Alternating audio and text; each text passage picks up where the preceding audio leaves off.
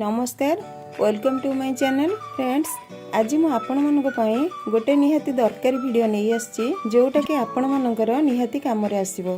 आज हमें सिखिबा पणस कठा को केमिति सहजरे काटि परिबा। एमिति बहुत लोक थांती जेउ माननकु लागे कि पणस काटिबा बहुत कष्ट, सेई माननक पई आज रो वीडियोटी। ताहले आसंदो स्टार्ट करिबा। फ्रेंड्स, पणस काटिबा पई आमे नेबा गोटे बाउल रे किछि पानी, सेथिरे किछि हळदी गुंड पकेइ दबा आउ किछि तेल पकेइ दबा। एबे हाथ आउ पनिक रे टिके तेल लगेइ दबा, जे कोनोसी तेल हेले मध्य चलिबो।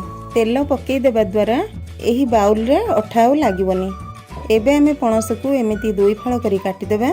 आपण माने जदि चाहिबे तो पणस को लंबा रे मध्य काटि परिबे, किंतु पणस को एमिति काटिबाकू मते बहुत सहज लागे।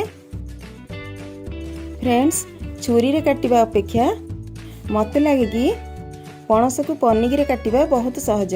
देखंतु पणस रु केते अठा बाहरुची। पणस को काटि सारिबा परे ता ऊपर एमिति पानी ढाଳି दबा।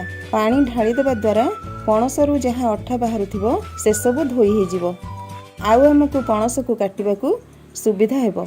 एबे पुणी एहाकू आउ दुई फाळ कर दबा, आउ पुणी थरे पानी ढाଳି अठा को धोई दबा। एबे मु पणस को चारि फाळ करी काटि नेछि।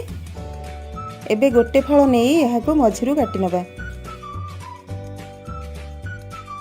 याकू एबे छोट छोट पीस रे एमिति काटि दबा।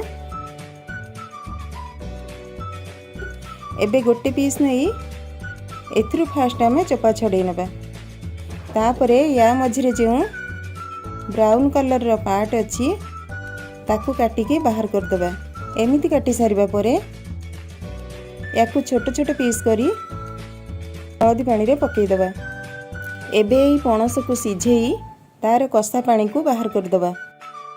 तापरे एथिरे आपणक पसंद हिसाब रे रेसिपी बनै परिबे। देखंतु हाथ रे जमारू भी अठा लागिलानी। आज पई रहूची, पुणी आसीबी गोटे नुआ वीडियो सहित। धन्यवाद।